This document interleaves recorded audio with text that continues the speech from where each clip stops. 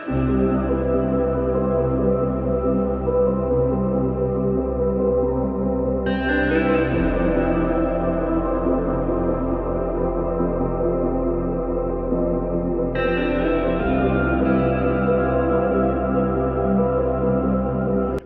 na aula de microcontroladores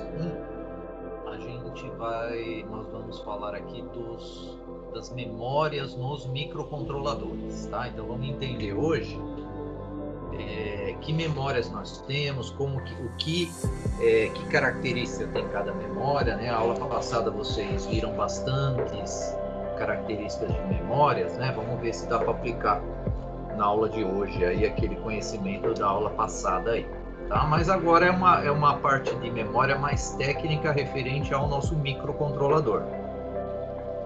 Falando aqui de memória de programa, de dados, registradores, instruções, pilha, stack, né? E hoje também nós temos um programinha bem legal aí que vai ser vocês vão fazer um gerador de sinais. Então eu vou ensinar vocês a fazer um gerador de sinais básico, né? Mas é um ponto de partida aí para quem quiser fazer futuramente um TCC, viu? Eu tenho aluno aí que já fez projetos nesse sentido aí, então hoje vocês vão ter um pontinho de partida aí, como é que faz um gerador de sinais bem básico. Claro que ele não vai valer para um TCC, vocês vão ter que melhorar bem ele, mas deixa eu falar um pouquinho das memórias aí dos microcontroladores e na sequência a gente já vai começar a trabalhar nesse projeto aí de gerador de sinais.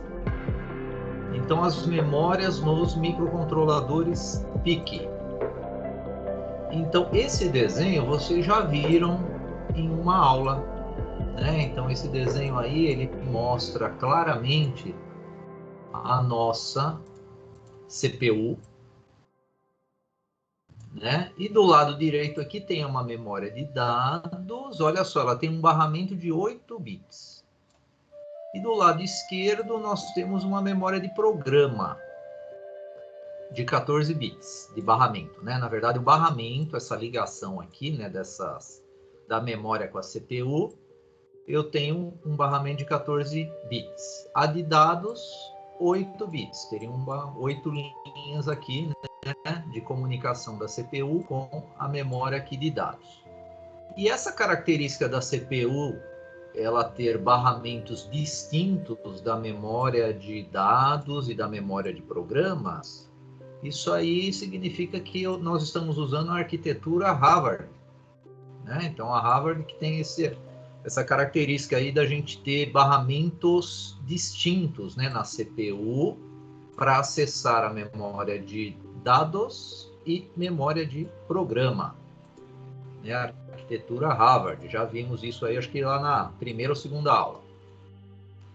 Então vamos falar um pouquinho de uma visão macro, tá? Vamos ver lá vamos ter uma visão macro, não é aquela micro que é detalhe, tá? Essa é uma visão mais macro do microcontrolador. Então, primeiro, o que nós temos? Nós temos a CPU. A CPU é o cérebro, né, do nosso microcontrolador. Executa todas as instruções lógicas e matemáticas. E ela tem 3 registradores principais: o working, que vai ser o W, o status e o option. Esses registradores gerenciam toda a lógica de instruções, né, do microcontrolador. Eles são muito utilizados em linguagens de baixo nível, né? Então, nós, como programamos em linguagem de alto nível, nós desconhecemos esses registradores. Agora, quem programa em linguagem de baixo nível, tipo Assembly, aí sim tem que conhecer muito bem o funcionamento desses registradores. A gente vai falar um pouquinho, né, só sobre eles para vocês saberem, né, que eles existem, mas a gente não vai usar porque a gente está trabalhando com linguagens de alto nível. Ligado aqui na nossa CPU, nós temos o oscilador. Então, nós já tivemos uma aula de oscilador, né?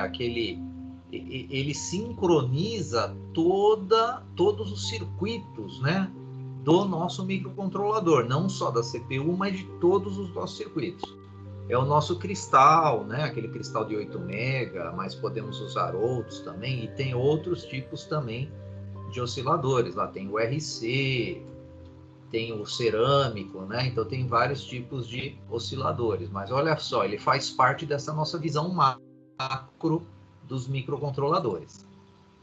Do lado esquerdo, nós temos aqui a nossa memória de programa, né? Então ela está ligada por um barramento na CPU. O que a memória de programa faz? Mantém as instruções de programa para dizer à CPU o que fazer. Então, as instruções que elas são programadas pelo fabricante da nossa CPU, ele programa essas instruções na memória de programa, né? Então, uma das características da memória de programa é essa. E a memória de programa, claro, ela também vai receber o nosso código-fonte, né? Então, o nosso código-fonte, ele vai, né? Aquele código X, ele vai na memória de programa. Do lado direito, agora, nós temos a memória de dados, né? Então, a memória de dados, ela é bidirecional, essa memória, porque eu tenho uma troca constante de dados, né, da CPU com a memória de dados. São troca de dados temporários, né? Então, tem um detalhe aqui que diz assim, ó, armazena dados sob o controle das interrupções. Então, a memória de dados, ela pega dados temporários, né, que não são fixos e está manipulando, né? São dados que a CPU vai precisar em operações lógicas, operações matemáticas. A memória de programa, ela é do tipo não volátil. Então, vocês lembram essa característica da aula passada, que toda memória não volátil é aquela memória que a gente não perde, né, as informações, né, desligando ela. Por isso que quando a gente transfere o código executável para o nosso microcontrolador, eu não preciso, toda vez que eu ligar ele, ficar transferindo esse código. Ele fica salvo lá, né, porque eu uso a memória flash dele. Mas existem outros tipos de memória, mas a que nós usamos é a flash. A memória já de dados, ela é volátil, é uma RAM que nem dos computadores, né? O computador também tem memória RAM. Quando a gente desliga a alimentação, né, nós perderemos esses dados aí da memória de dados, que é a memória do tipo volátil. E falando da memória agora com mais detalhes, né, a memória de programa, então naquele primeiro desenho que nós vimos, ela fica aqui do lado esquerdo, essa memória de programa. Então a memória de programa do PIC16F877A, ela é de 14 bits, do tipo flash, uma memória regravável eletronicamente com escrita rápida, né? De reset, o microcontrolador, ou quando a gente liga ele, a CPU ela começa a executar o vetor de reset, que ele fica lá no endereço de reset, colocando o master clear em nível baixo, também vai acontecer isso aqui. Eu vou lá para o endereço. Temos também o vetor de interrupção. Tem uma aula específica que a gente vai falar de interrupção, né? Mas existe também um vetor de interrupção que é no endereço 4. Então, o endereço 4 em hexadecimal vai ser o nosso vetor de interrupção, que faz parte da memória de programa. Então, o nosso PIC, ele tem 15 tipos de interrupções. Entretanto, quando qualquer uma delas acontece, ou seja, quando acontece uma interrupção, considerando todas as condições necessárias favoráveis, o programa será desviado para um ponto específico, que é denominado vetor. Neste local deve ser adicionado rotinas que tratarão a interrupção solicitada. Então, esse assunto aqui é um assunto que eu vou detalhar ele bem melhor na aula de interrupção, tá? Mas o vetor de interrupção, que faz parte lá da nossa memória de programa ou memória flash, ele vai apontar para o endereço onde tem que ser tratado aquela interrupção, porque a interrupção é um bloco de ações que a gente vai programar futuramente. E vai ter um desvio para esse bloco de ações, tá? É como uma função, né? Todas as funções também terão desvios. Mas o vetor de interrupção, ele é específico para as interrupções dos nossos periféricos, né, que são 15 aqui no 16F877A. E é o que eu já falei também, ó. Então, a maioria dos piques, o endereço do vetor de interrupção é o endereço 4, né? Como o nosso aqui, o 16F877A. Então, a memória de programa, né, a nossa memória flash, ela tem, ó, 14 bits. Uma memória de 14 bits. Ela é dividida em páginas, né? A maioria das estruturas de processamento de informação, quando a gente trata memórias, a gente divide em páginas, senão aumenta muito o número de barramento que a gente vai precisar, né? Então, se eu divido em páginas e cada página eu determino 2 bits aqui, né, para endereçar essas páginas, aí nós teremos, né, uma otimização melhor nesses barramentos, né, de endereçamento aí. Por isso, esse é um dos motivos, né, da divisão da memória em páginas. Então, a memória de programa, olha só, ela diz à CPU o que ela tem que fazer. Então, por quê? É lá que estão as instruções. O tamanho depende do microcontrolador. Todas as instruções, elas têm essa largura aqui de 14 bits. Uma instrução é igual a um endereço da nossa memória de programa. Então, eu tenho, né, em cada endereço, uma instrução. E ela é dividida em páginas, né? Então, nós temos a divisão também em páginas dela. Então, só continuando aqui, então a memória de programa, olha só, ela é dividida em páginas, né? Então, por que é necessário paginar as memórias? Então, é o que eu já falei, ó, como as instruções são de 14 bits, temos 11 bits para fazer endereçamento, né? Então, esses 11 bits, a gente está pensando nos endereços, nas localidades das memórias. Lembrando que, na aula passada, aquele bloco inicial, né, das memórias, ela possui lá o barramento de dados, o barramento de endereços e barramento de controle. Nesse tópico aqui, a gente está focando no endereçamento, tá? E com 11 bits, a gente consegue, ó, ter um endereçamento de 2048 endereços, né? Por isso que ela é dividida em páginas. No nosso caso, a nossa memória flash, ela tem 8K, né? Então, esses 8K são divididos em páginas de 2K, né? Então, eu estou arredondando aqui para 2K, 2048, na verdade, né? Então, cada página dessa, ó, se vocês pegarem o endereço aqui, começar da página 0, o endereço 0H até o endereço 7FFH, esse endereço aqui vai ser o 2047, né? Aí começa aqui do 2048 até o 4095 e vai indo assim, né? Então ela tem essa divisão em páginas para a gente ter uma otimização aí a nível de barramento de endereços que a gente precisa, porque essas páginas elas vão ser selecionadas em um outro registrador. Então você vai pôr lá o seu endereço e já vai ter selecionado qual página da memória de programa que ela vai ser acessada, né? Então, essa é uma das características da divisão, né, de memória, da gente paginar a memória. Vocês vão ver que a memória RAM também, ela é dividida em blocos aí também. Então, agora, ó, na memória de dados, né, naquele primeiro desenho da... Então, olha só, a memória de dados, que é a nossa memória RAM, é aquela que vai perder, ela é volátil, né, as informações, serve para armazenar variáveis dos nossos códigos, e ela também possui os registradores utilizados pelos programas, né? Então, registradores, né?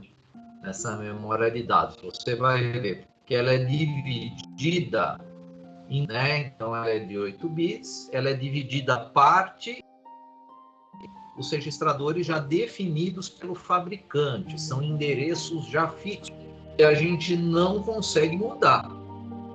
A gente consegue manipular os valores que você tem lá. Agora, a gente não consegue mudar o endereço do port, a gente consegue mudar o endereço do TRIS-B, porque eles já possuem ligações físicas nesses endereços que a gente não muda. E o de uso geral, aí vai sobrar um pouquinho para uso geral, né? Na verdade, o que sobra mais é de uso geral. De uso especial, a quantidade é menor. Depois a gente faz as contas aí, né? Então, vamos falar agora desses dois grupos aí de registradores que estão na memória RAM, memória de dados. Então, só falando um pouquinho de registrador, né? Porque agora entrou o nome registrador. Então, um registrador é um circuito eletrônico que memoriza o estado de um byte, né? No nosso caso, a família 16, família 18 trabalha com byte, né? Ela é de 8 bits, essas famílias. Então, nós temos aqui uma memória que está armazenando aqui 1 byte, 8 bits para nós. E nós temos o barramento, né, diretamente com a nossa CPU. Já esse registrador ele vai aparecer aqui embaixo, circuitos, né? Então vai aparecer circuitos lógicos que você manipula as chaves, que são os nossos transistores. Então, falando de registradores especiais, né, são usados pelo microcontrolador para a execução do programa e processamentos da unidade lógica aritmética.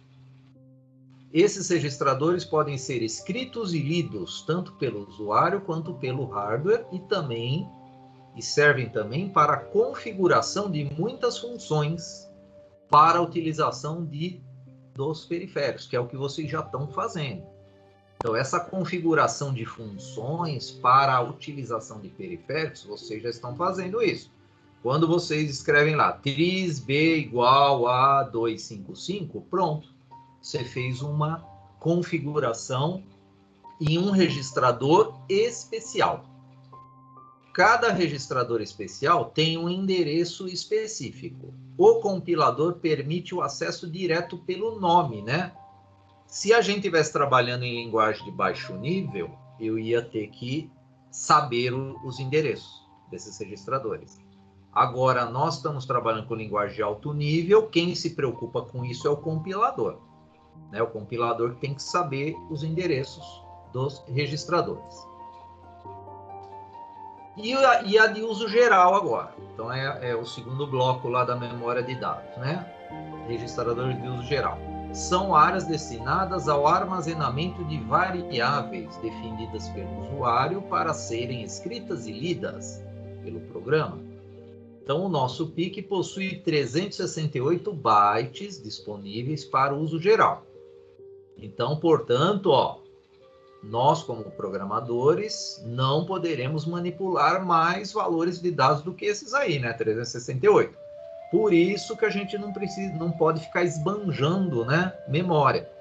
Quando vocês fizeram lá a disciplina lá do Turbo C, no primeiro semestre, vocês usavam a plataforma, né, de computador, tudo. Então lá vocês não se preocupavam muito em declarar memória tipo float, né, tipo int, tipo sint, byte, ou seja, né, memórias você declarava lá, né, essas variáveis e não se preocupava muito com o tamanho delas. Agora aqui nós temos esse fator, né, da memória RAM, né? Então a memória RAM geralmente ela tem uma capacidade baixa na maioria dos microcontroladores, né? Então por isso que a gente precisa escrever códigos eficientes, né, e que trabalhem com poucas variáveis. Aí vai dar lógica de cada um de nós, né? Então é aquilo que eu já falei para vocês. Não existe só uma solução para um projeto, existem várias. Então todas essas soluções vão funcionar, só que algumas vão dar mais volta, outras menos volta, né? Algumas o executável vai ser bem pequenininho, outra vai ser muito grande, né? Então por isso que vai da habilidade de cada um de nós, né, na prática de cada um de nós, na manipulação aí desses códigos aí. Mas para os nossos projetos, vocês vão ver que dá para fazer muita coisa, tá? Com apenas 368 bytes.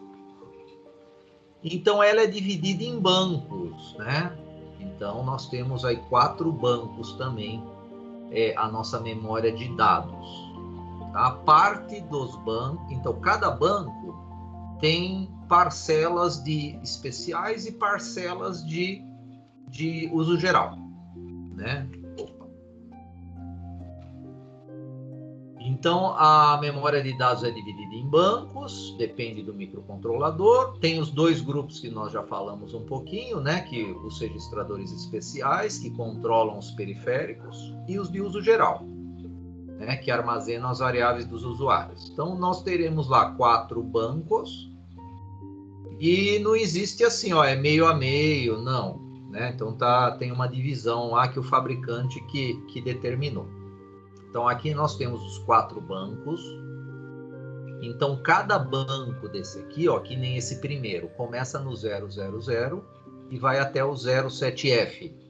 Então, dá um total, ó, de 128 bytes, né? Então, por banco, cada banco tem 128 bytes. E vocês estão vendo que, ó, parte é especial, parte é geral, do banco 0. O banco 1, parte é especial, parte é geral. E assim por diante, né? Então, é misturado isso aí.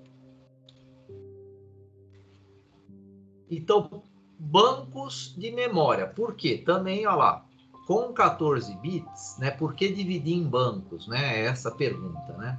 Por que pegar a nossa memória e dividir em bancos? Com 14 bits de instrução, ó, apenas 7 bits são usados para o endereçamento de um banco, né? Então, eu tenho aqui a capacidade de 128 endereços, então eu preciso de 7 bits, ó, 2 elevado a 7. Né? O registrador status, que já já a gente vai falar dele, armazena bits adicionais, que é o RP0, RP1 e IRP, e eles são usados para a gente selecionar esses bancos. Tá? São usados para selecionar esses bancos. Inclusive, tem um bugzinho aí, quando vocês começarem a trabalhar com LCD e a memória RAM passar dos 50%, tem um bugzinho lá no nosso compilador. Depois eu falo desse bugzinho, mas ele se perde aqui no gerenciamento desses bancos, né, na seleção desses bancos aqui. Esse bugzinho aparece só na família 16, a família 18 já foi corrigido isso aí. Professor? Oi, pode falar. Se eu estou fazendo meu programa em C ali com micro C, eu não vou precisar chegar nesse nível de complexidade assim, de ter que selecionar manualmente bancos. O compilador ele já vai esconder essa complexidade de mim, né? Ele já vai abstrair isso. Certo? Perfeito. Não, então, a aula de hoje é mais para vocês conhecerem, tá? Mas tudo isso aqui, esses endereços, quem vai manipular vai ser a nossa linguagem de alto nível. Nosso compilador. Certo. E se ocorrer o caso de eu querer explicitamente mexer nesses registradores, o compilador deixa eu fazer isso? Com aquelas instruções ASM lá? Os especiais ou os gerais? Esses de gerenciamento dos bancos, os especiais. Não, os especiais, olha só, nós estamos até já numa página aqui que tem já os endereços, né? E o nome desses registradores. Então, o que você consegue manipular é você vir aqui e você quer configurar o port A. Aí o port A está no endereço 5, ó, em hexadecimal. Pela linguagem de baixo nível, aí sim, você vai conseguir, né? Carregar o endereço que você quer e depois o valor que você quer naquele determinado endereço. Pela linguagem de baixo nível, você consegue fazer isso sim, sem dúvida. Você pode até pegar lá o arquivo ASM do micro C e depois manipular ele, não tem problema nenhum. Só que aí você precisa saber, se você quer trabalhar lá com o port A, você tem que saber que ele é do endereço 5. Lá na linguagem de baixo nível, você não vai escrever port A. Você vai utilizar as instruções para endereçar a memória RAM, depois o banco 0, depois o endereço 5 e depois carregar o valor que você quer. É isso que você vai ter que fazer nas linguagens de baixo nível. Tá? Mas você consegue. O que você não consegue é mudar, né? É que nem o port A é o endereço 5. Ah, eu quero passar o port A para o endereço 9. Não dá. Porque isso aqui é uma ligação física que tem já dentro. Já já você vai ver o desenho de um circuito que vai estar mostrando justamente isso aí, um registrador. E o que é que está ligado naquele registrador? Várias chaves. Chaves que você está manipulando lá os seus circuitos, os seus periféricos. Então, mudar o endereço dos registradores especiais você não consegue. Agora, manipular eles sem problema. Perfeito? Perfeito. Então, se eu quiser mexer ali, por exemplo, no registrador status, o compilador ele vai deixar eu fazer isso ali no meu código. Ele vai lidar com isso de alguma maneira. Sem dúvida. Sem dúvida. Vai deixar assim. Você pode até chamar esse status, o nome dele como status, na linguagem de alto nível. Pode também chamar ele e manipular. Você sabendo o que ele vai fazer, sem problema. Pode usar assim. Então, dando sequência aqui, pessoal, nós temos aqui os bancos, né? 4 bancos, eles não estão completos, né? É só uma imagem mais agradável da gente visualizar. A imagem completa já vai aparecer, que é a que eu tirei lá do datasheet. Então, olha só, essa imagem que eu estava falando dos circuitos. Então, quando a gente manipula um registrador, manipular que eu digo é a gente configurar, né? Vamos supor que esse aqui fosse o registrador TRIS, né? Vamos supor que esse fosse o TRIS. Aí você escreve lá TRIS igual, né? Na nossa linguagem de C embarcada, TRIS igual e põe esse valor aqui lá. O que você está fazendo? Olha só, você está controlando chaves de circuitos, né? Então, você está controlando várias chaves, né? Claro que cada bit desse vai ter uma determinada, né? Cada bit vai ter uma determinada função. E vocês, quando a gente começar mesmo a programar tipo timer, interrupções, conversores ADs, DAs e assim por diante, aí sim que vocês vão ter que configurar essas chavezinhas aqui, só que você não está vendo essas chaves. Você sabe que um determinado bit de um determinado registrador, se você colocar 0, ele desliga a chave. Se você colocar 1, ele liga uma determinada chave. E aquela chave vai acionar um determinado circuito, e assim por diante. Então, por isso que os registradores especiais, eles têm os endereços já definidos pelo fabricante, ó, porque eu tenho a ligação de circuitos nele, né? E claro que ó, a nossa CPU está gerenciando todas as instruções, né? Quando eu carrego, né? Quando eu escrevo tris B igual a esse valor aqui, a CPU tem que acionar as instruções que vão realmente fazer a movimentação desses valores para o registrador que você escreveu lá, né? Então, tem instruções já definidas que vão fazer isso. E as instruções já vai chegar, são 35 instruções que nós temos, tá? Nesse nosso microcontrolador. E lembrando, são as instruções do tipo RISC. Olha, aqui está a pilha completa. Né? Então, aqui nós temos a pilha completa da memória de dados. Né? Então, tem 128 bytes em cada. Né? 128 bytes em cada. O que está de amarelinho aqui, ó, é a de uso geral. Né? Então, se vocês somarem aqui, ó, 80, 16, mais 16, mais 80, mais 80 e mais 9,6, dá aqueles 368 bytes. Tá? E aí vai sobrar as memórias específicas, né? Os registradores específicos, que ó, são todos os registradores conhecidos por vocês por nome, né? Então, nomes como esses aqui vocês já conhecem, né? porte A, B, C, né? No decorrer do curso, vocês vão estar familiarizados a todos esses nomes aqui. Né? Por enquanto, vocês estão trabalhando com ADCOM, TRIZ e porte. É o que vocês estão trabalhando, né? Atualmente. Mas quando a gente começar a entrar nos periféricos, aí vai começar a aparecer esses nomes aqui, dos registradores, tá? Especiais. Depois, isso aqui tá também no nosso datasheet, tá? Essa imagem aqui é lá do datasheet. E aqui tem no começo também dos datasheets dos microcontroladores, tem uma tabelinha que diz algumas informações. Eu tirei só a parte de memória aqui, tá? Só para vocês terem ideias de tamanho, né?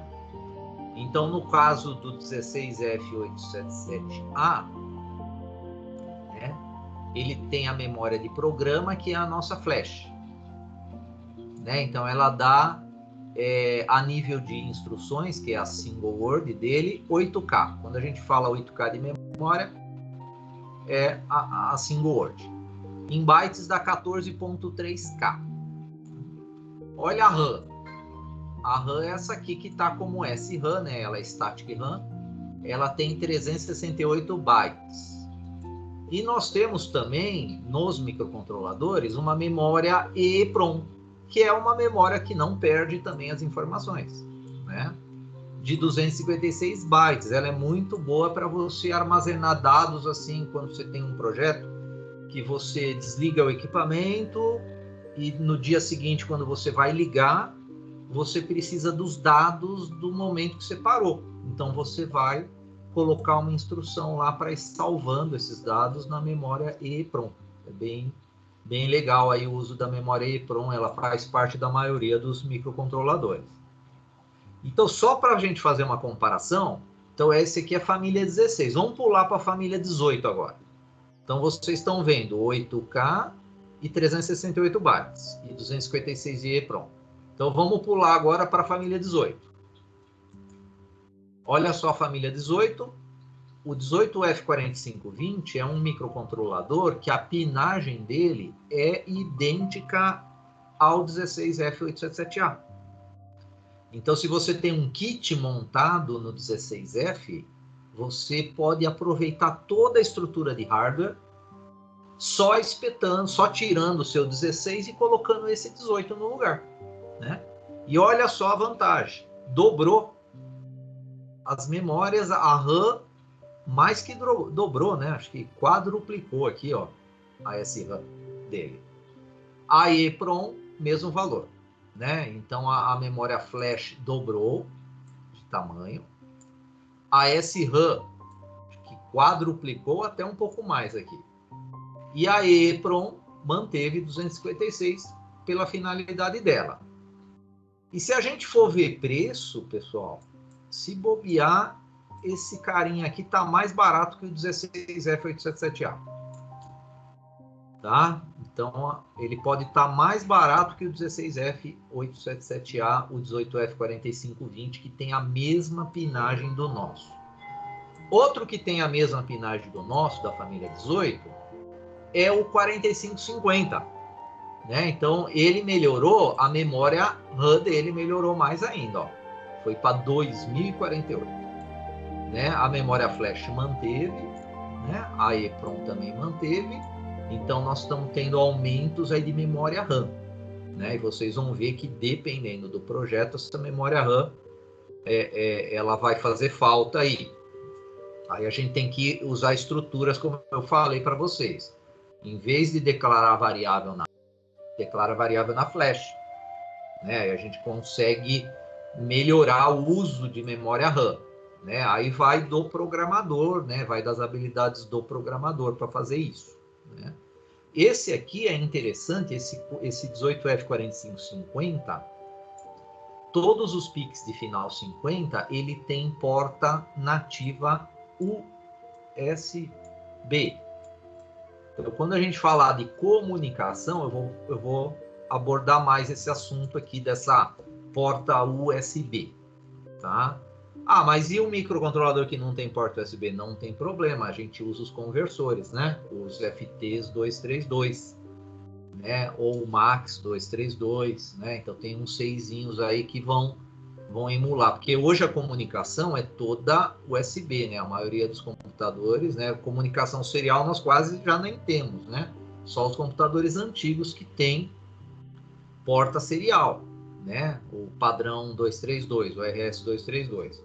Então, se você quer montar um kit hoje de microcontrolador, você quer usar o USB, né, do seu computador, né? E esse aqui ele já tem, né, nativo uma portinha USB nele que a gente pode utilizar. Claro que tem que soldar, né, os terminais, né? E a pinagem dele também é idêntica ao nosso, idêntica ao 16. Então, quando a gente fala aqui, ó, do registrador status, né? Então, o registrador status, ele contém um estado aritmético do registrador de trabalho, que é o W. Então, esses nomes status, W, é o que a gente usa para a linguagem de baixo nível, né? Então, o interessante é só vocês saberem que existe, né? Quem nunca programou em linguagem de baixo nível, e existe esse registrador status, ó, que ele tem finalidades aqui para selecionar aqueles bancos lá de memória, né? Ó, os bits de seleção do banco de memória, eles estão no registrador status. Quem faz isso para nós, programadores de linguagem de alto nível, é o compilador que faz isso para nós. Então, se a gente pegar lá o diagrama de blocos do nosso microcontrolador, vocês vão ver um desenho, né, onde nós temos a ULA, que é a unidade lógica e aritmética, é onde ela executa aí nós temos aqui circuitos aritméticos, são circuitos de soma e subtração, que tem aqui na ULA, né? Os lógicos são as lógicas booleanas que vocês conhecem, lógica E, lógica OR, né? Então, basicamente, a ULA tem esses circuitos dentro aí, né? Falando assim, circuito físico, né? E nós temos o registrador aqui, ó, status, que é o que a gente vai descrever no próximo slide, e o de trabalho, né? Esse de trabalho, ele tem, né? A ULA passa, né, resultados para ele, ó, e depois ele é alimentado, tem um outro valor aqui, aí a ULA trabalha de novo, aí gera outro resultado, né, trabalhando, né, nessas instruções, né? Então, na verdade, quem vai operacionalizar a nossa ULA são as instruções, né? As instruções que já são programadas, né, pelo fabricante, aí no nosso caso aí são 35 instruções. Já já a gente chega nelas também. Então aqui está o nosso registrador status, né? Então nós temos aqui, ó, os bits 0, 1 e 2, né? É um registrador de 8 bits, onde nós temos o bit 0 que cuida do overflow dos registradores, né? O DC, ele cuida do nibble de overflow. Quando a gente fala de nibble, é um conjuntinho de 4 bits. Né, os processadores eram de 4 bits, né? Inclusive o primeiro microprocessador, não microcontrolador, hein? O primeiro microprocessador foi o 4004 da Intel, né? Então 4004 porque ele era de 4 bits, né? E tem um bit aqui que ele testa os zeros, né? Resultados zeros aí de operações. Nós temos aqui, ó, o TO e o PD, que é aquela parte de modo sleep, de timeout, do watchdog timer, né? Então são circuitos específicos para colocar um microcontrolador em modo de economia, que é o power down, e o watchdog timer é um circuito que gerencia travamento, né? Então, se o microcontrolador ele trava, ele reinicia automaticamente. Claro que a gente precisa configurar esses circuitos aí. Nós temos também no registrador status o acesso ao banco, ó, da memória de dados, diretamente, né? Eu posso ter esse acesso direto, colocando aqui, ó, essas combinações para o banco 0, 1, 2 e 3, né? 00, 01, 10 e 1. E tem um acesso que se chama indireto, que aí a gente trabalha com o IRP, aí o 0 ele já trabalha com os bancos 0 e 1, e o 1 trabalha com o banco 1 e 0. Então, essas informações, pessoal, elas são muito valiosas para quem programa em baixo nível, tá? Linguagem de baixo nível. Né? Então, isso aí é muito valioso. O programador de baixo nível precisa conhecer muito bem, não só de programação, mas a nível de hardware também precisa conhecer os dois. Aqui nós temos as nossas 35 instruções, né? Também está numa tabela mais bonitinha, não é a tabela do datasheet, né? Mas nós temos 35 instruções, a maioria delas, elas são de um ciclo de máquina, né? Com exceção, ó, dos testes e saltos. Então, vamos ver na tabela do datasheet, porque a tabela do datasheet é o número de ciclos de máquina para cada instrução dessa aqui, né? Então, quem programa em linguagem assembly, linguagem de nível de máquina, tem que usar esses nomes aqui de instruções. Quem usa para nós esses nomes é o nosso compilador, que faz isso. Então, essa tabela agora é uma tabela onde tem os detalhes que eu falei para vocês dos ciclos de máquina, né? Lembrando que ciclo de máquina é aquele tempo necessário para executar uma instrução. No nosso microcontrolador com um cristal de 8 MHz, esse ciclo de máquina vale 0,5 microsegundos ou meio microsegundo, né? Então, o nosso ciclo de máquina para um cristal de 8 MB é meio microsegundo. Então, isso significa o que? Essa coluna aqui. Esse 1 significa que a instrução ADD, ela leva um ciclo de máquina para executar, né? Então ela vai adicionar, né? Aqui está a descrição do que ela faz, né? Ela faz uma adição, né? Do que ela tem aqui, ó, no registrador F para o W, né? Tem o end, ó, tem clears, né? Tem clear aqui, ó, do F, de trabalho, tem complemento, tem decrementos. Então aqui, ó, 1 e 2. Então vai depender de algumas características da instrução aqui. Então ela pode ter 1 ou 2 ciclos de máquina. Agora, descendo um pouquinho mais, ó, aqui são testes, né? Testes de bit, ó, geralmente são 2. Agora, desvios, aí é 2 mesmo, ó, né? Porque esses testes podem ser 1 ou 2, mas olha os desvios. Call é um desvio. Né? Call é um desvio, é chamar uma subrotina. Esse aqui, ó, 2 ciclos de máquina a gente precisa para a gente fazer um desvio. Né? Eu crio uma função motor. Aí eu estou no meu bloco principal, eu chamo a função motor. Eu executo um desvio. Eu vou executar esse call aqui.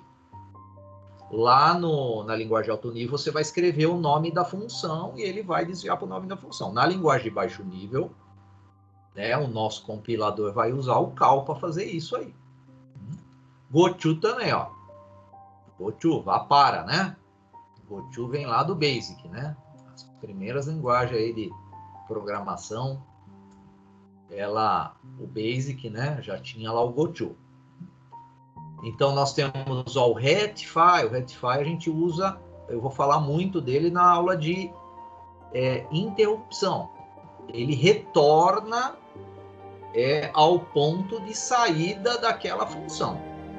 É uma instrução que faz o nosso código voltar da onde ele saiu. Ah, mas ele saiu da onde? Ele saiu lá do bloco principal e foi atender uma outra função. Quando ele volta, ele tem que voltar para o endereço seguinte, ele tem que voltar na ordem. E é esse Rectify que faz isso. Eu vou falar ainda desse Rectify nas aulas de interrupções. Tá? Então tem aqui essa tabela aqui, tem as 35 instruções e os ciclos os ciclos que são utilizados aí. Tem outras informações que são mais detalhes para quem programa em baixo nível, né? Que nem os opcodes, né? Para programação em baixo nível. Mas não é o nosso caso agora. Vocês já estão numa plataforma de alto nível, mas é interessante conhecer, né, toda essa estrutura aí das linguagens de baixo nível. Temos também uma parte da memória que se chama pilha, stack. E ela é justamente importante nessas ações de salto, né? Porque como é que aquele rectify, a instrução rectify, sabe aonde é que ela tem que voltar lá no nosso bloco principal? Como é que ela sabe o endereço de retorno? Porque no momento que houve o desvio, no momento que aquela função foi chamada, eu estou lá no bloco principal, de repente uma função foi chamada. Teve que ocorrer o desvio. Esse desvio, o endereço do ponto de saída para ter o desvio, ele vai ser salvo nessa pilha. Tá? Então, olha só, a pilha é um local fisicamente separado da memória de programa, onde serão armazenados os endereços de retorno quando utilizarmos instruções de desvio para rotinas ou funções. Eu estou falando muito de interrupção, porque a interrupção é esse desvio, né? A interrupção vai gerar esse desvio. Quando o programa é desviado para o começo de uma rotina através de uma chamada de função ou interrupção, o endereço seguinte ao ponto que estava sendo executado é armazenado nessa pilha, stack, para que ao fim da rotina que ele foi atender, o programa possa retornar novamente ao ponto em que estava. E aí ele dá continuidade ao nosso código. Isso aqui é muito importante, esses desvios, esse retorno, porque isso aí vai melhorar muito a eficiência, né, dos nossos periféricos, né? Porque vocês estão trabalhando ainda só com o bloco principal e a gente fica muito limitado trabalhando só com o bloco principal. Hoje mesmo no nosso projeto eu vou falar para vocês de algumas limitações que nós temos. A gente vai fazer lá o nosso gerador de sinais. Né? É um gerador de sinais básico, mas tem muita limitação, né? Porque nós estamos trabalhando só no bloco principal ainda. Mas logo a gente chega lá na utilização também dos periféricos e esses códigos vão melhorar cada vez mais. E nessa pilha nós temos 8 endereços apenas, então ela só consegue gerenciar 8 desvios, 8 níveis de desvios. Então, ou seja, você sai do seu bloco principal, vai numa função, essa função te desvia por uma outra função te desvia, né? Então você vai ter vários e tem que ocorrer os retornos em todos os pontos de saída. Então a nossa pilha ela é limitada para 8 desvios. Se tiver mais do que 8, lá na hora de compilar o seu código vai acontecer isso aqui, ó. Stack overflow. O compilador vai te avisar que está dando overflow do stack. Se tiver dando overflow do stack, é que está tendo muito desvio e você estourou a pilha de 8 níveis do stack. Isso aí ocorre muito quando a gente usa as funções do microC. Por quê? Aquela função do microC não é um desvio só. Uma função do microC, ela às vezes trabalha com 2 ou 3 funções. Então você começa naquela, mas aí ela te desvia para uma outra, para uma outra, para uma outra que você não sabe, né? Para você saber, você teria que abrir, né, a pilha lá de instrução que você tem naquela função. Né? Quando eu falo de função, são aquelas bibliotecas do microC. Então, o microC tem aquelas bibliotecas, são bem úteis, claro, né? Ajuda muito, mas pode ser, já teve alguns casos aí de projetos aí de alunos que a gente teve que dar uma gerenciada melhor nesses desvios aí, porque chegou a dar Stack Overflow, né? Chegou a ter já tivemos algum Stack Overflow, mas faz muito tempo, tá? Que não aparece projetos aí dando esse Stack Overflow. Faz tempo já que não aparece. Então, olha só, essa é a nossa memória de programa, né? Então, na verdade, a memória de programa é essa aqui embaixo. Então, porque lembra, o stack ele fica numa parte reservada que não é considerada a memória de programa, né? Então, uma parte reservada aqui são 8 endereços. Né? São 8 endereços. Então, é aqui, nesse stack, nessa pilha que está destacada em amarelo, que é o local para armazenamento de endereços de retorno quando utilizamos as instruções de desvios, né, para rotinas ou funções. Então, aqui está a nossa memória de programa também, né, que ela é dividida em páginas, né, ó. As páginas aqui, 0, 1, 2, e no começo eu falei do vetor de interrupção, está aqui, ó, que é o endereço 4, o nosso vetor de interrupção, e tem aqui o vetor reset, que é o endereço 0, né? Que é quando a gente liga o microcontrolador ou gera um master clear lá, coloca em nível baixo lá um master clear, aí a gente vai para o vetor de reset. Tem vários tipos de reset também no nosso microcontrolador. A aula que vem a gente vai falar desses tipos de reset que nós temos aí. E agora chegou aquela parte de falar um pouquinho dos nossos códigos, dar uma relembrada, né? Então, estrutura do nosso código-fonte em linguagem C, toda aula eu falo dessa estrutura, né?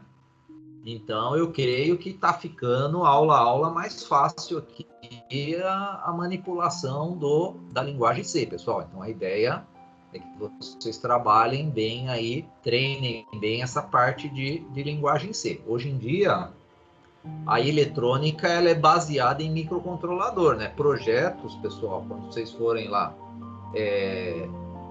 trabalhar ou já trabalham, né, na indústria, vocês vão ver que a parte de desenvolvimento ela é baseada em microcontrolador. Você não vai ir na Santa Ifigênia comprar lá resistores, capacitores, transistores e montar circuitos discretos. Não, você vai programar o seu hardware hoje, né? Então, você está lá numa área de desenvolvimento de projeto, você está programando um hardware, né? Você compra lá o seu hardware programável, que é o microcontrolador, e você programa. Então, quem gosta dessa área tem que pegar bastante habilidade, né, nesses tópicos aqui de linguagem de programação, né, dessas lógicas, né, os testes, né, condicionais. Isso aqui não muda, né, na maioria das linguagens é esses testes aqui, if, else, while. Isso aqui existe na maioria das linguagens de programação, né? Agora, o que é específico de cada uma é o setup, né? O setup já pode mudar um pouquinho, né? Se você mudar a estrutura da sua linguagem de programação. Então, nós temos na linguagem C o nosso bloco principal, né? Esse tem que ter para o nosso compilador me dar um resultado, aí, um código executável. Senão, ele não compila, né? Então, o void main é obrigatório. Então, ele começa aqui e termina aqui embaixo. Né? E dentro desse bloco, nós temos o setup, né? Então, tem lá aqui o adcom, configura as portas analógicas digitais, tem o tris, que configura se o bit ou o byte, né? Nesse caso é o byte, né? A gente pode configurar direto o byte como entrada ou saída. Aqui é a configuração do byte também, que é o port, a gente configura o nível lógico. Se eu quero configurar bit a bit, aí eu ponho o nome do bit, né? Escrevo tris e o nome do bit. Escrevo port e o nome do bit, com ponto, né? Ponho o ponto e o nome do bit. Nas estruturas de repetição, né? Então, o microcontrolador não possui sistema operacional. O microcontrolador não possui sistema operacional. Então, como é que ele repete as ações? Através do loop infinito, né? Então, eu tenho que ter sempre um loop infinito. Só se você quiser que o seu programa funcione uma única vez e acabe. Aí você, claro, não vai pôr loop infinito. Mas eu acho que é difícil ter um programa assim, que você toda hora que você quer executar ele de novo, você tem que ligar e desligar, né? Ou gerar um reset. Temos o teste de condição, que é o nosso if, né? Então, se o teste que você colocar aqui for verdadeiro, né? Aí eu posso ter, através das chaves, um bloco de ações. Se for uma ação só, não precisa, né? Ter essas chaves aqui. Né?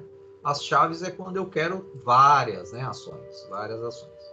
O else é se essa condição do if for falsa. Aí ele não executa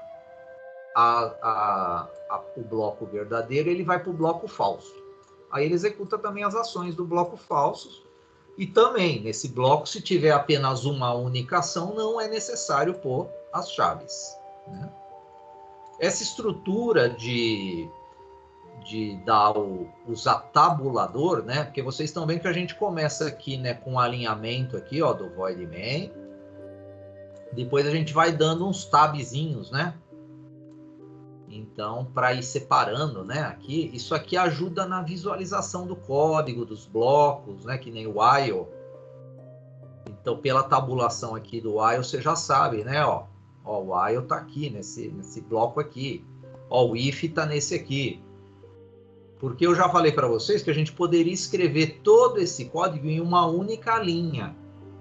O compilador ia entender perfeitamente, mas para nós ia ficar ruim, né? De ficar analisando um código escrito em uma única linha. Né? Ia ficar difícil.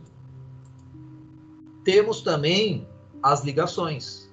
Né? As ligações físicas fazem parte aí do nosso código, porque agora eu estou programando um sisteminha embarcado. E esse sistema embarcado eu posso ter alguns tipos de ligações diferentes para ele receber sinal e enviar sinal. Né? No caso aqui de botão, ele envia sinal para o microcontrolador. Então, o pull-up, quando o botão não está acionado, eu tenho nível alto aqui. Ó. Aí, quando eu aperto o botão, eu tenho nível baixo. Aí, eu preciso saber disso para testar, né? Lá no meu código, essa informação. O meu LED aqui, ó, ele liga com nível alto e desliga com nível baixo. Então, também preciso dessa informação, porque a parte de cima aqui são os pinos que vai estar ligado lá no microcontrolador. Agora, nós temos também, ó, pull down e LED anodo comum. Né? Então, nessas ligações, a gente inverte toda a lógica agora. Então, o pull down, ó, foi invertido o botão com o resistor. Então, esse pino aqui, ele tá com nível 0 se ninguém apertar o botão. Se ninguém apertar o botão, ele tá com nível 0. Se alguém vier aqui apertar o botão, ele vai para nível alto. Aí, agora, eu testo, em vez de eu testar com igual a 0, eu testo o botão com igual, né? Vou testar o botão com igual.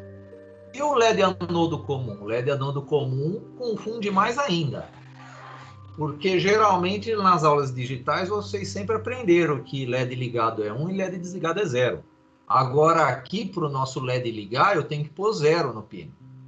E para o nosso LED desligar eu tenho que pôr 1. Inverteu a lógica, né? Isso aí que às vezes confunde também, mas é questão de entender, né, a parte física aqui desses sinais, né?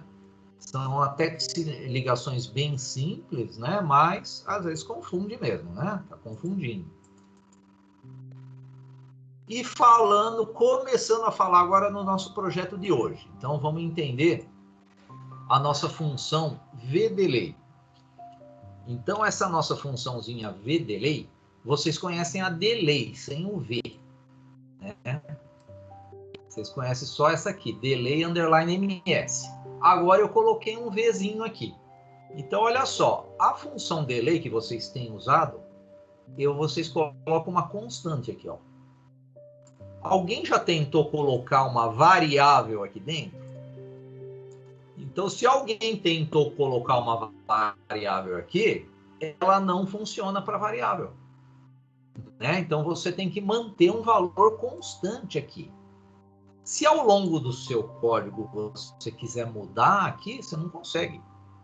Para isso que existe a função vDelay. Então, com a função vDelay, você consegue colocar uma variável aqui, ó. Então, ela executa a mesma ação da função delay, né? Com a diferença que você pode pôr uma variávelzinha ali agora. Então, isso aí vai começar agora a melhorar a nossa lógica de hoje. Porque a nossa lógica de hoje é eu pegar um sinal e variar o período desse sinal. Para variar o período desse sinal, eu tenho que mudar os delay, né? Eu tenho que mudar os nossos delay do código aí. Aí eu consigo mudar o meu período. A proposta é fazer um gerador de sinais e eu ter um controle de frequência, né? A princípio, a gente vai controlar a frequência desse nosso sinal aí. Então, olha só, um exemplo, né? Então, usando a função vdelay, ó, eu estou com esse código rodando aqui, ó. Então, eu tenho a variável tempo está aqui, ó, no vdelay. E vale 100 aqui, ó. Vale 100.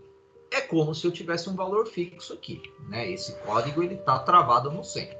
E no IO1 eu tenho port D.RD0 igual a tio port D.RD0. O que isso aqui está fazendo? Está invertendo o nível lógico do RD0 a cada vdelay desse de 100. Então eu tenho, ó, 100 milissegundos com o meu sinal em nível alto e 100 milissegundos com o meu sinal em nível baixo. Isso significa que o meu período vale 200 milissegundos. Isso aí gera uma frequência de 5 Hz. Então, é isso que eu quero que vocês entendam para a gente conseguir variar a frequência. Tá? Então, a gente vai variando o período, a gente varia a frequência. Né? Então, é a ideia do nosso gerador de sinais hoje. O coração, né, do nosso código está aqui, pessoal. É um código também bem simplesinho. Vocês vão ver. É um código tranquilo para vocês trabalharem em grupos aí. E também no final, né, lá para as 10, 10 e pouco, eu passo a solução completa para vocês, tá? Desse código aí, para depois vocês analisarem também, né? Quem às vezes tá com uma certa dificuldade, é bom pegar esses códigos que eu estou dando as respostas, pessoal, e refazer ele. Refaz e entenda. Mas refazer é digitar o código, não é ir lá copiar e colar e funcionou legal. É fazer entender cada linha que vocês estão escrevendo. Então, quem quiser aprender programação tem que ser assim no começo. Depois que vocês já conhecerem, pegarem habilidades, aí sim. Aí vocês copiam, colam, aí vocês vão adequar as características, né, que vocês imaginarem, né? Então, esse exemplo aqui, né, de liga e desliga, 100 milissegundos ligado, 100 milissegundos desligado, com essa lógica aqui do vdelay, eu vou ter 5 Hz, frequência de 5 Hz. E aí nós temos no nosso Proteus como a gente medir essa frequência, né? Então eu posso usar o osciloscópio. Pela base de tempo aqui eu consigo, né? Medir esse osciloscópio do Proteus, ele não dá, né, o valor da frequência, que nem naquele osciloscópio digital que nós temos na FATEC. Né? Aquele digital, ele dá, né? O valor da frequência, esse aqui não dá. O Multisim tem alguns osciloscópios que aí você tem aquela função. Agora, o que nós temos no Proteus? Esse contador, ó, esse counter timer. Esse counter timer aqui, ó, ele tá lá junto com o osciloscópio, na mesma, nesse íconezinho aqui que você chama o seu osciloscópio, vai estar lá um timer counter. Aí você abre ele, tem esse botãozinho mode aqui, ó. Você vai apertando esse botãozinho até que ele acenda o LEDzinho da frequência. Aí ele começa a te mostrar a frequência do seu sinal. Aí você pode trabalhar com os dois, né? Com o frequencímetro e com o osciloscópio junto. Já eu vou demonstrar isso aqui para vocês. Aqui é só a parte teórica aí para vocês terem também esses dados aí. O código que a gente vai trabalhar, olha só, para testar esse vdelay, para vocês começarem a aprender o vdelay. Tem toda a parte aqui de setup. Vamos fazer o seguinte, ó. vamos fazer junto esse código. Em vez de eu falar ele aqui, eu vou falando, escrevendo aqui no nosso microC. Eu já deixei pronto, para ficar um pouco mais rápido a minha digitação, o setup. O setup e o define do B0 e do B1. Tá? Então, o que nós temos aqui? Ó? O setup, eu tenho uma variável tempo, estou usando aquela variável de nome tempo. Coloquei o valor 100 inicial. Temos o adcom 1 igual a 7, temos o trisb igual a 255, port B igual a 255, no caso dos botões, com PUAP. Temos o trisd 0 e port D 0. Né? Então, esse setup, por quê? Eu vou usar o botão B0 para manipular esses valores. Né? Então, o B0 eu posso aumentar e o B1 diminuir. Né? Podemos fazer essas lógicas aí. Tá? Então, no laço infinito, aqui, ó. Oi, pode falar. Eu não entendi como é que... eu não entendi fazer aumentar e diminuir, eu não entendi. Não, vamos fazer agora, né? Eu só falei que a ideia vai ser essa. Então, é assim, ó. Como é que você vai aumentar o valor da variável tempo? Você faz assim, ó. If B0 igual a 0. Aí você faz assim, ó. A variável tempo igual a variável tempo mais 100. O que eu fiz aqui? If B0 igual a 0. Se essa condição for verdadeira, ou seja, se eu apertar o botão, o nosso compilador vai fazer tempo igual a tempo mais 100. Ele vai somar 100 na variável tempo e salvar na tempo. Então, se era 100, virou 200. Aí eu faço o seguinte, ó. Aí eu venho aqui, eu escrevo assim, ó. V delay underline ms. E aqui nos parênteses eu não vou colocar 100. Eu vou colocar minha variável tempo, que ela vai representar o 100 no início, né? No início, ó, a variável tempo ela tá configurada para 100, né? Ela tá inicializando em 100.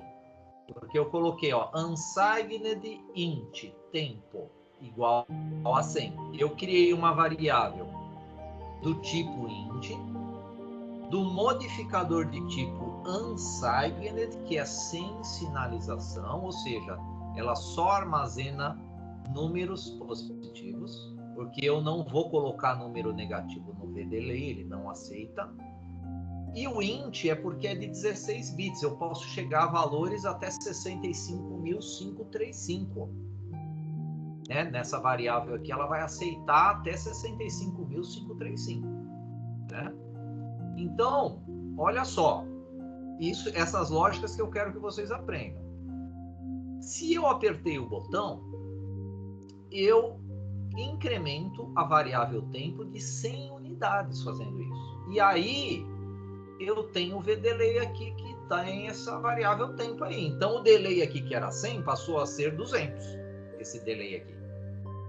E se eu fizer o seguinte, se eu colocar um determinado pino aí para mudar o nível lógico, para a gente visualizar, port D.RD0 igual a til port D.RD0.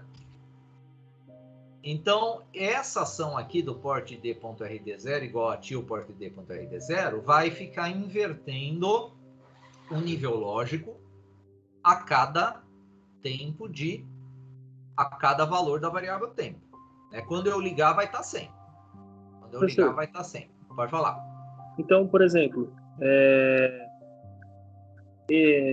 o programa ele vai começar no if, depois, quando terminar a cada ciclo de máquina, ele não fica com o mesmo valor atribuído ao port, ele troca. Se no ciclo de máquina ele está como nível lógico 1, no próximo ciclo de máquina ele está como nível lógico 0, é isso? Isso, na verdade, é o seguinte, ó, não é assim o ciclo de máquina. No IO1, ele vai primeiro testar o B0. Certo. Testou o B0, aí ele vem para cá, e inverte o nível lógico do D0. Inverteu, aí ele vem para o delay.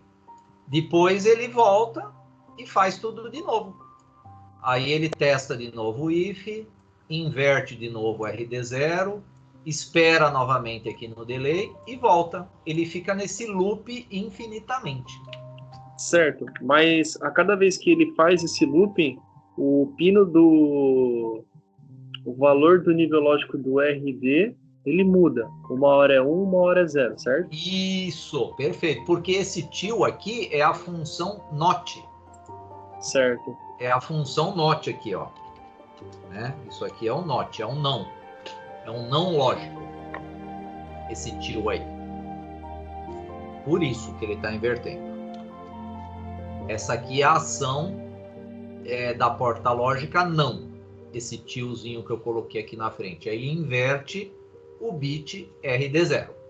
Isso aí. E aí, vamos então já fazer um teste inicial, tá? Vamos fazer um testezinho inicial, aí já já a gente melhora esse código aqui. Então, eu pressiono o B0. Quando eu pressionar o B0, ele vai aumentar de 100 unidades a variável tempo. Então, inicialmente vai estar 100. 100 milissegundos. 100 milissegundos em on, 100 milissegundos em off. Isso aí vai dar aquela frequência de 5 que estava no exemplo anterior. Tá? No slide lá. Então, vamos pegar aqui, ó. Eu peguei esse circuito que só tem, né, do Proteus. Tem lá os botões, tem lá os LEDs. Né? Então, eu estou pegando aquele circuito completo que nós fizemos lá no laboratório e eu vou tirando o que eu não estou usando aí nas aulas, tá? Então, vocês viram que aquele circuito completo, ele tem lá aqui o motor, né? Tem o relé, tem o display de 7 segmentos. Então, eu vou renomeando, né? Porque vocês montaram ele uma vez e aí vocês vão renomeando. Guarda a matriz completa e vão renomeando ele e mudando o que vocês quiserem, tá? Fica menos poluído aí para a gente fazer as nossas análises iniciais. Então, essa primeira análise nossa é do VDelay, tá? Então, eu vou só confirmar aqui o código que ele está utilizando agora. VDelay exemplo, 9/10 às 20h20, ó. É esse aqui que eu compilei agora.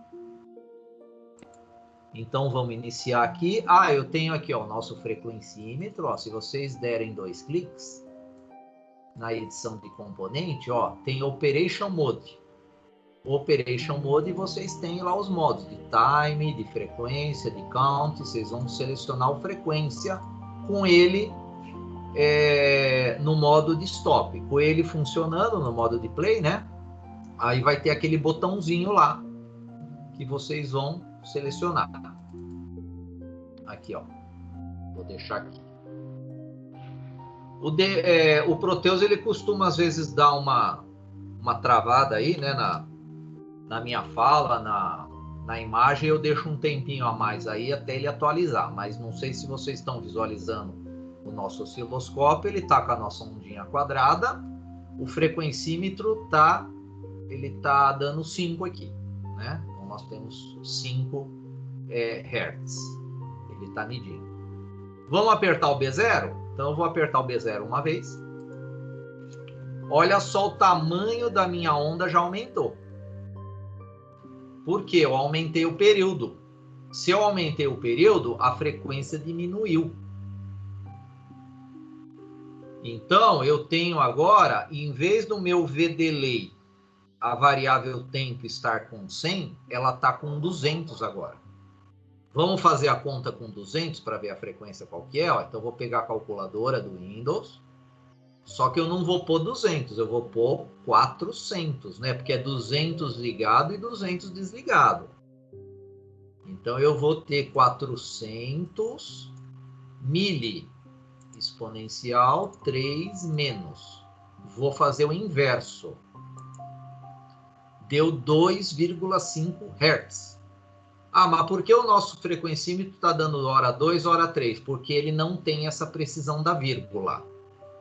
Esse frequencímetro do Proteus, ele não tem a precisão da vírgula.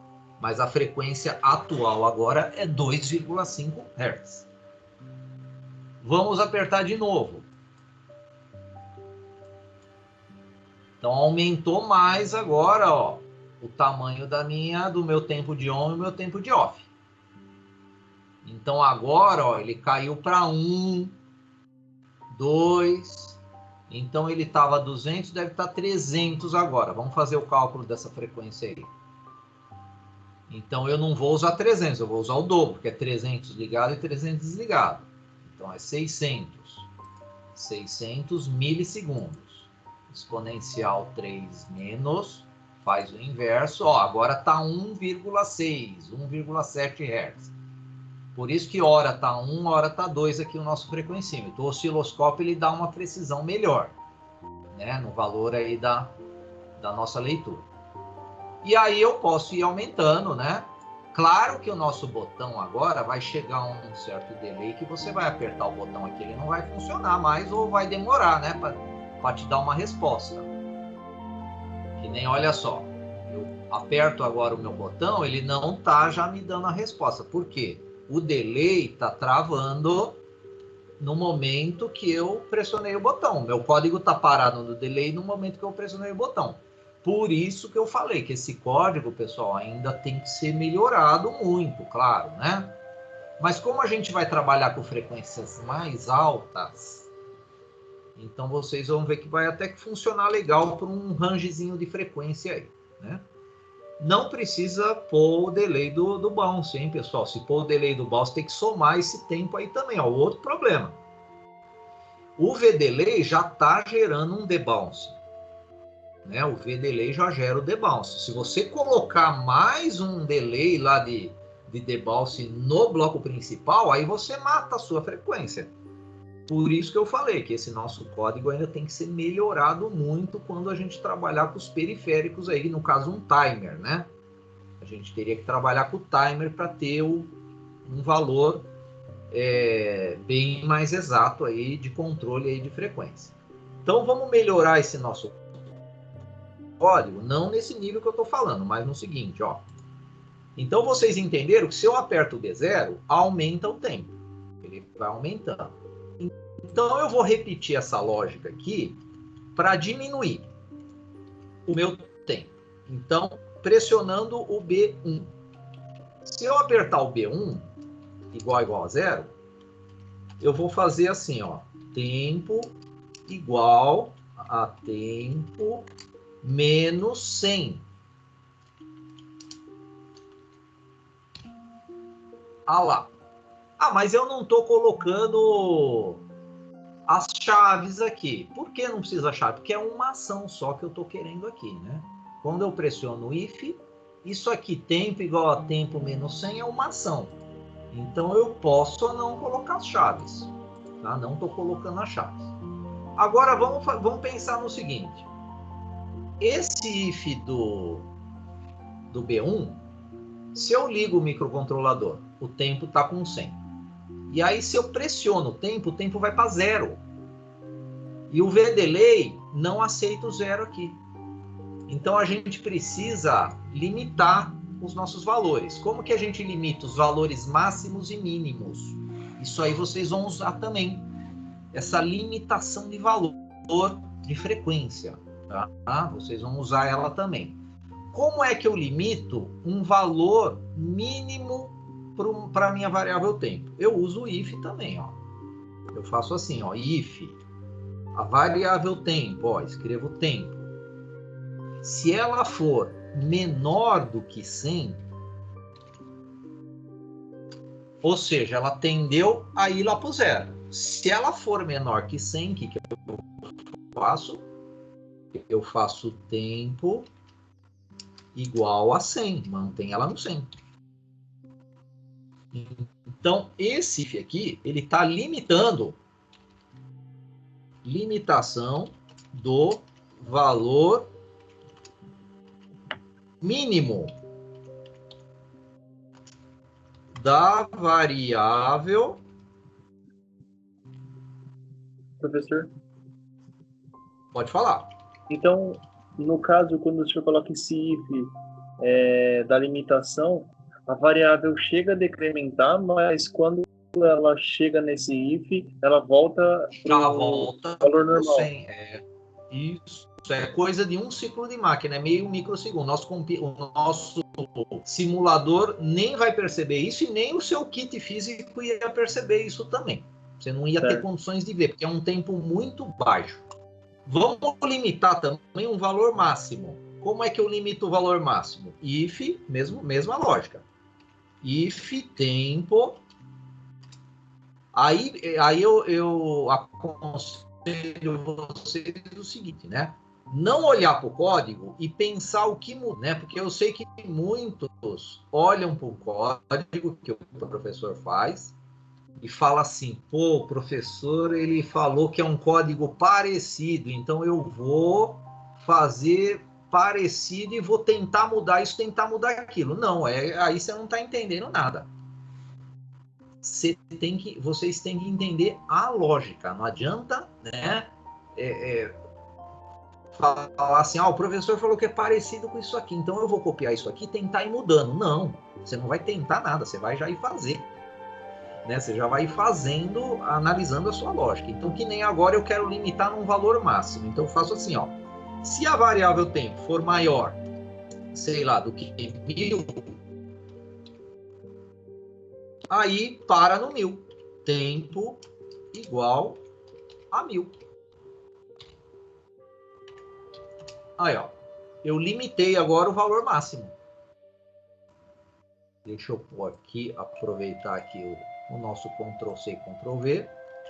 Então, aqui, essa segunda é a limitação do valor máximo da variável tempo. Então, esse if aqui, menor que 100, ele limita a variável tempo em 100. Se for 100, ele mantém o 100. Por isso que a gente usa menor. Por isso que a gente não pode usar menor ou igual. Porque se eu usar menor ou igual, ele está também contabilizando o 100. Tá? Então, tem ações que a gente pode usar esse igual ou não. Vai depender. E aqui, para tempos maiores do que 1000, ele mantém a variável em 1000. Então, vamos fazer esse teste agora. Vou compilar. Vamos testar isso lá no simulador. Então, vamos iniciar ele aqui. Então, ele entra no 100, né? Lá porque a variável tempo está definida como 100. Agora eu vou... vamos começar a testar o B1, que ele faz o menos. Vamos ver se ele mantém esse 5 aí, Vou pressionar o B1. Olha lá, ele mantém a frequência 5, não altera em nada. Não altera em nada. Agora eu vou no B0. Olha lá, o B0 já aumentou no meu período. Apertei de novo, aumentou mais um pouquinho. Se eu ficar segurando o B0, ele vai aumentando até chegar lá no 1000, hein? Se eu ficar segurando o B0. Vou diminuir a base de tempo aqui.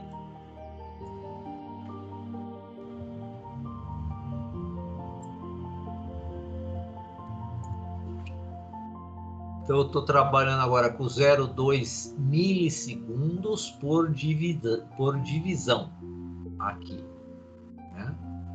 Então, só que eu estou agora numa situação que o meu V-delay deve estar lá próximo já dos 1000, que é 1 segundo, né? Então, esse meu botão, nem sempre que eu apertar ele vai funcionar. Né? Nem sempre ele vai. Por isso que eu tenho que ficar segurando o botão. Até que termina o delay, ele acha o if com o botão apertado lá. Né? Então ele diminuiu bem a frequência, dá para vocês olharem aí pelo LED, né? O frequencímetro também ele não tem, né, a resolução que a gente precisa para esses valores de frequências aí, que começou lá nos 5 Hz e foi diminuindo, né, a nossa frequência. Agora eu vou B1 para eu diminuir o meu tempo, a variável tempo, e vou aumentando a minha frequência, Aí ele começou já a aumentar a frequência aí, ó. O LED está piscando mais rápido, ó. Ah, já chegou no 100, porque deu 5 Hz de frequência. Então, pessoal, dá para a gente manipular com o V-Delay um período. E esse período vai modificar a minha frequência, tá? Então, esse é um ponto inicial que eu queria passar para vocês. Agora, vamos falar do gerador de sinais em si, né? Esse é o código, né, que eu testei com vocês agora. E agora vamos falar do projeto de hoje, que é o projeto de geração de sinais. Então, olha só, como é que funciona esse projeto aí. Deixa eu só tirar essa barra aqui de baixo, peraí. Para aparecer só o slide. Aí. Então, esse nosso projeto de gerador de sinais, ele tem essas características aqui, ó. Então, vocês vão desenvolver um gerador de sinais de onda quadrada e de onda triangular. Se é um gerador de sinais, vamos colocar 2 sinais, pelo menos. O gerador de sinais possuirá o controle de frequência por meio da função V-Delay, que vocês já sabem como fazer, ou espero que saibam, né? Que eu ensinei vocês aí agora. Tá? Fazer isso aí. O RC0 fornecerá a onda quadrada. A onda triangular será obtida chaveando a onda quadrada por um circuito integrador. Então, olha só, quem faz Elo 1, né, sabe como esse circuito funciona. Acho que a maioria de vocês está fazendo Elo 1. Inclusive, eu falei de circuitos integradores essa semana, né, na aula de Elo 1. Mas já a gente vai voltar a falar desse circuito. Então, características do gerador. Então, ele vai ter... Você vai ter como selecionar a onda quadrada ou triangular, uma das duas, né? O intervalo de frequência que vocês vão trabalhar é de 50 Hz até 478 Hz. Então tem que ter esse controle de frequência através dos botões. Ó, o B0 diminui a frequência, o B1 aumenta a frequência. O B2 troca a forma de onda, de quadrada para triangular. O RC3 vai ser usado para o relé fazer esse chaveamento de onda quadrada ou de onda triangular. O RC3. Esse código é importante vocês usarem a função que vocês aprenderam também essa semana do trava-tecla. Senão você não vai ter precisão, porque nós vamos trabalhar com... Nós não vamos trabalhar com o V-Delay 100, 200. Olha só os valores aqui, ó. Eu já até deixei os valores aqui que vocês têm que usar. Vocês vão ter que usar V-Delay 1, vai dar uma frequência de 478 Hz. O V-Delay 2 dá 244. Até o V-Delay 10, que dá 50. Se vocês não usarem o trava-tecla, se vocês tiverem frequências bem altas, você vai apertar o botão e ele vai estourar, né? Vai para o limite. Por isso que é importante usar o trava-tecla nessas ações de hoje, tá? Então tem que usar isso aí também. Como é que eu sei que frequência eu estou? Então eu deixei LEDs. Uma sequência de 4 LEDs, do L0 ao L3, eles vão informar qual frequência que você está. Se tiver nessa combinação aqui, ó, inicial, significa que a frequência é 478. Se tiver 0010 é 244. Porque também a gente não está ainda usando o display de 7 segmentos, né? A aula da semana que vem de laboratório a gente já começa a trabalhar com display de 7 segmentos. Aí a gente vai fugir um pouquinho do sistema binário, né? A gente começa a trabalhar com o sistema decimal. Tá? Então tem que seguir essa tabela aqui. Vamos ver o circuito. Então, o circuito também que vocês vão usar é esse aqui, ó. Então, eu tenho detalhes dele, eu só vou falar de uma maneira mais geral dessa parte aqui de baixo, né? A parte de cima para vocês, né? Os botões, sendo que desses botões vocês usam só o B0, B1 e B2. Essa tabelinha lá é aquela tabela de frequência que vai aparecer nos LEDs aqui, né? Ó. esses 4 LEDzinhos aqui. Então essa tabelinha pode deixar do lado aí para vocês conferirem se está tudo certinho. Aqui nós temos o circuito integrador, né? Olha só, o pino RC0 dele. Então o RC0, ó, ele vem para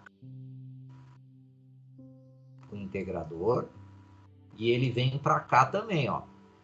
Ele vem para esses dois lados, o RC0. E aí eu estou usando uma chave eletromecânica, que é o nosso relé, pessoal. Eu não posso usar, nesse chaveamento, uma chave digital, que nem uma chave digital com as lógicas AND e OR, né? Porque é possível a gente montar um MUX digital, né? Mas o MUX, esse MUX digital, ele vai filtrar o meu sinal integrado, aí eu não vou ver a forma de onda triangular.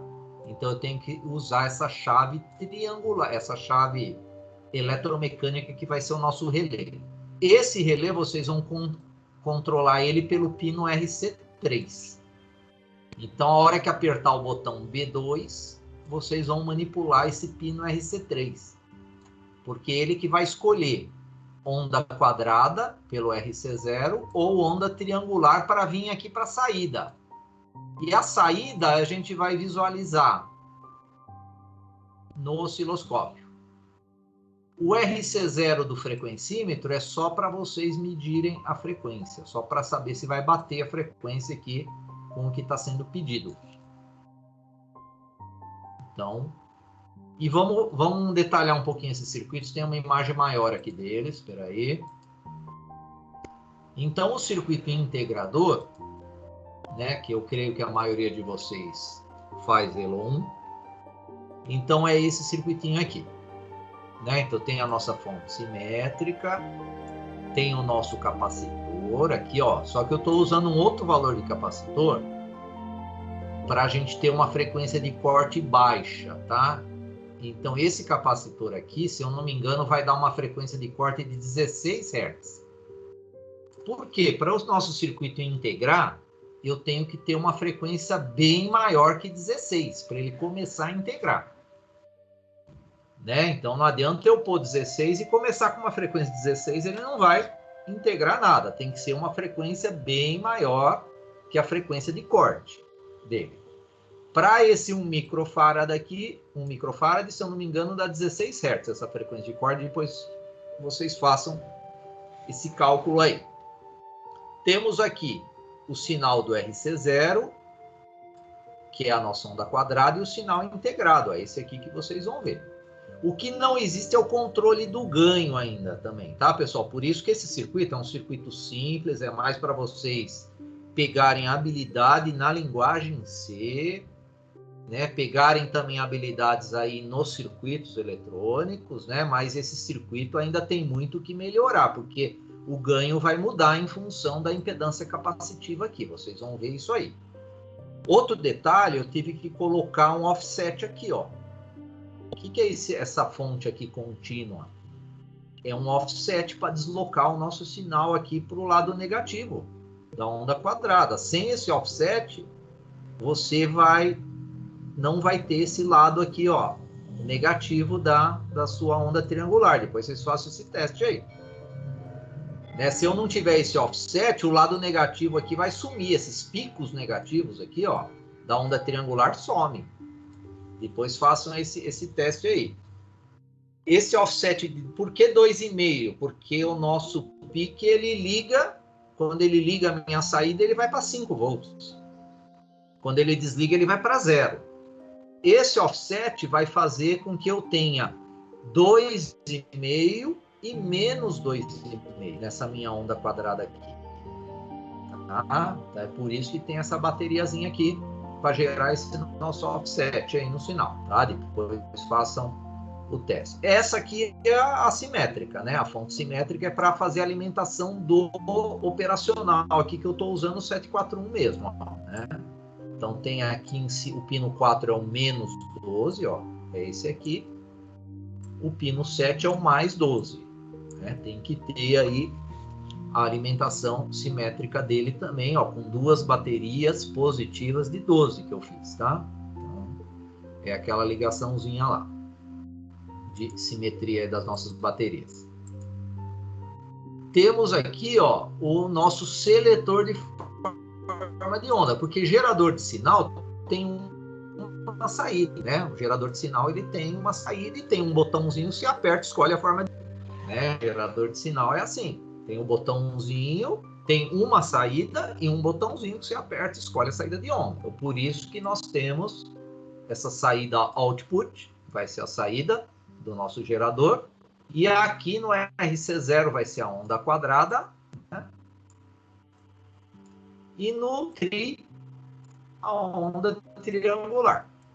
E o relé que vai chavear, porque eu já falei para vocês, eu tenho que ter uma chave eletromecânica. Se eu utilizar uma chave digital, eu mato o meu sinal triangular, né? Porque o sinal digital ele vai filtrar essa rampa aí que nós temos aí da onda triangular. Instrumentos, ó, frequencímetro e o osciloscópio. Os LEDs para fazer indicação da frequência, né, para a gente ter um valor, né? Ah, ele está em que frequência que ele está piscando. Se não tivesse o osciloscópio, o frequencímetro lá, eu não ia saber. Eu preciso de uma indicação visual, né, para saber o valor da frequência. Combinação aqui, os valores de frequência eu já deixei naquele primeiro slide do projeto o valor dos VDLE que vocês têm que ter.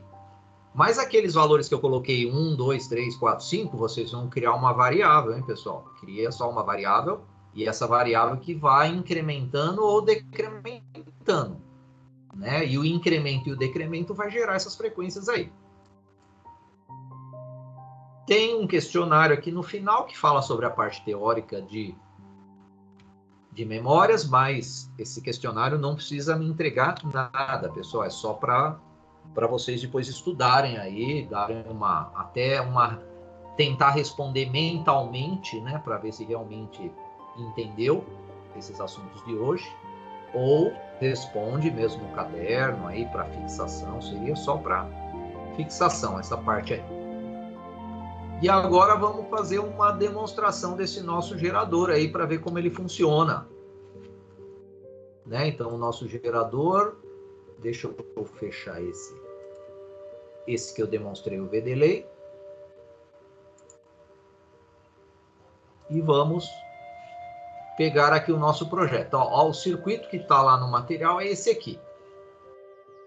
É esse aqui o nosso circuito. Vamos ver se o nosso código já está carregado aqui. VDLE.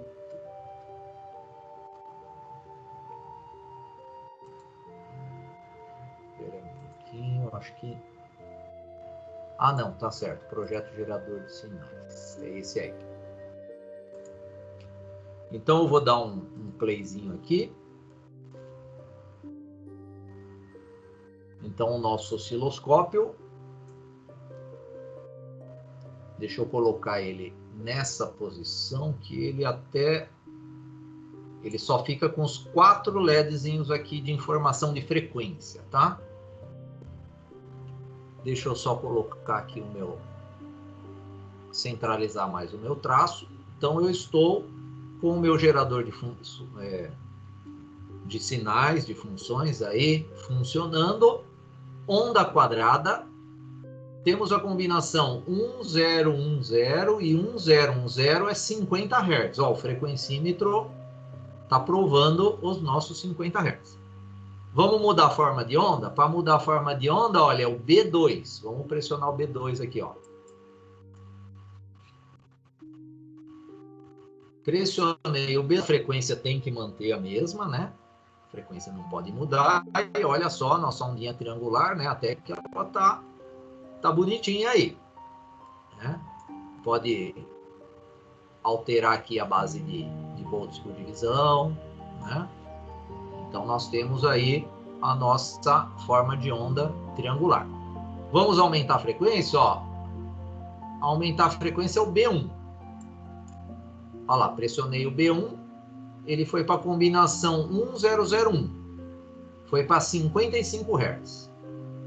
E olha só, eu estou usando o trava-tecla. Eu vou pressionar o B1 e ficar segurando ele. Estou segurando o B1. Nada acontece. Ele só mudou para a próxima combinação, que é 1000. Ainda estou segurando o B1. Vou soltar agora. Porque eu estou usando a função trava-tecla aqui. Professor. Então, aumentamos para 62. Pode falar.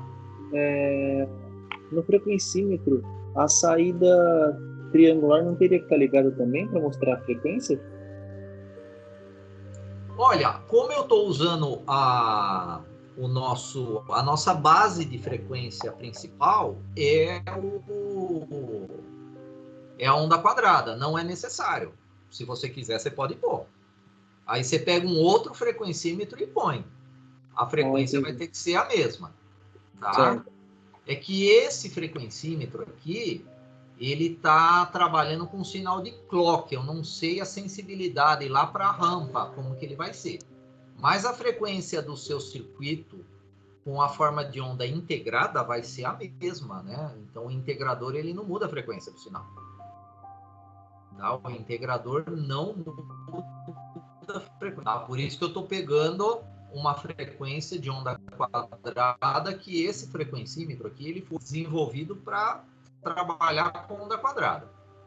Mas faz um teste depois com a onda triangular. O máximo que pode acontecer é você colocar um shimmy trigger aqui na entrada. Aí com o shimmy trigger você resolve esse problema aí. Se ele não der uma frequência exata para a onda triangular, você tem que colocar um shimmy trigger aqui, né? Como eu já estou usando a onda quadrada, pegando o RC0, não é necessário. Inclusive, quando você dá 2 cliques no frequencímetro, ele abre essa janelinha aqui, Ele abre essa janelinha aqui que é aquele botãozinho do mode, Você pressiona ele está fazendo contagem agora. Pressiona de novo, contagem de tempo em segundos, em milissegundos, e aperta de novo, ele vai para a frequência. Então, vamos testar todas as frequências aqui, Estou aumentando, né, a frequência aqui, B1. Próximo, 0111, né? 011 é 71.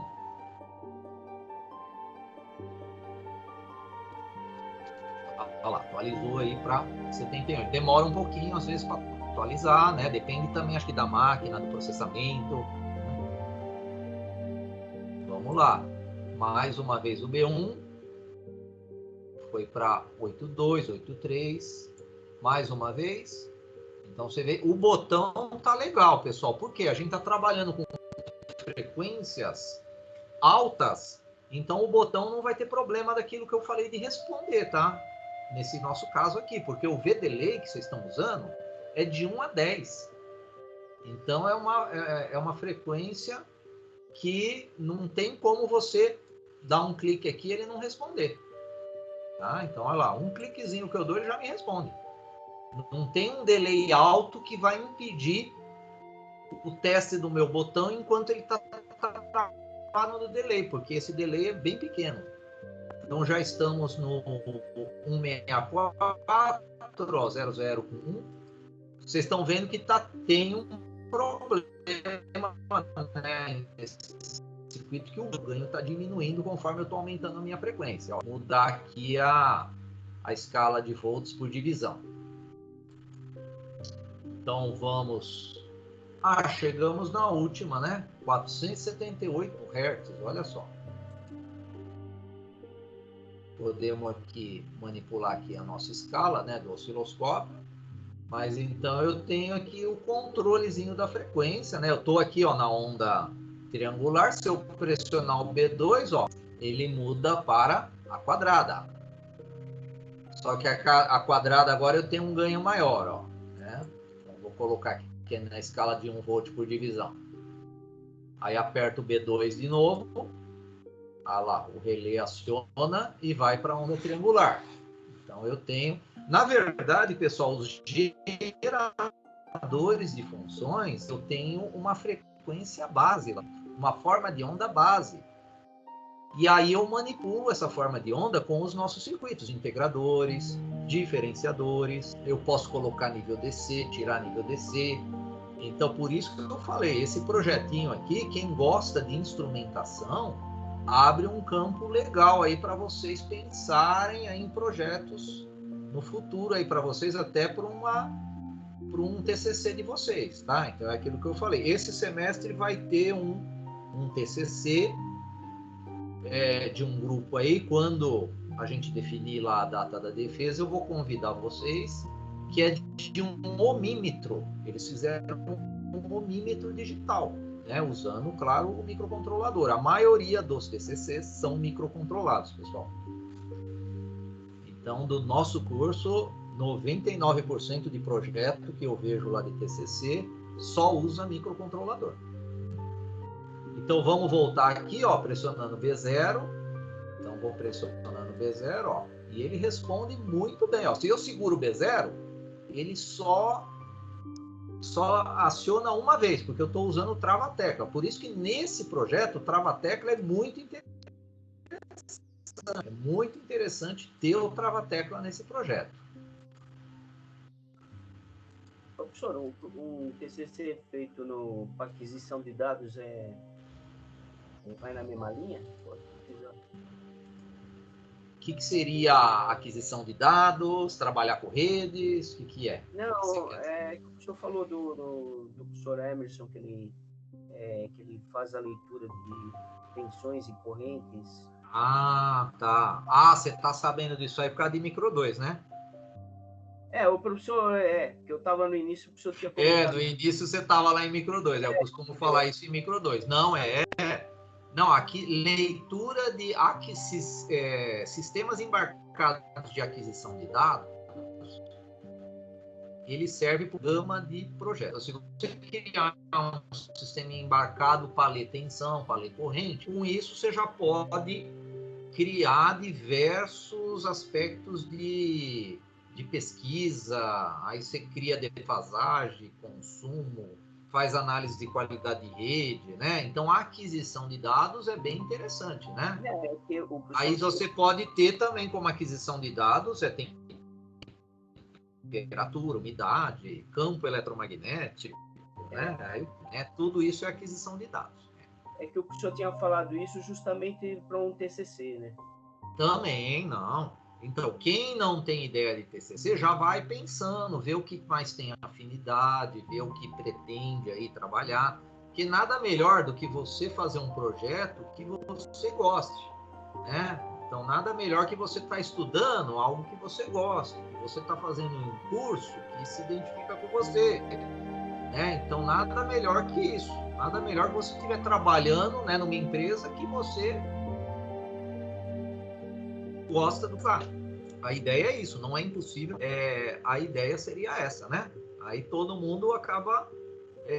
aí você chega lá no seu prazer da felicidade, né? Então, o ideal seria isso aí. Então, aí cada um vai pensando no que gosta. Eu estou dando ideias também, né? Ao longo aí do curso, está aparecendo uns projetinhos, que esses projetos, eles são bases para vocês. E é aquilo que eu falei. Esse nosso geradorzinho aqui, ele é bem simples, tem muita coisa que pode ser melhorada nele, né? Então eu posso melhorar aí as frequências, posso melhorar, eu posso ter um controle de ganho, né? Porque vocês viram que o circuito integrador, ele está mudando o ganho desse sinal, aí tá tudo bem, para começar, tá excelente. Bom, vamos tentar agora fazer esse projetinho aí?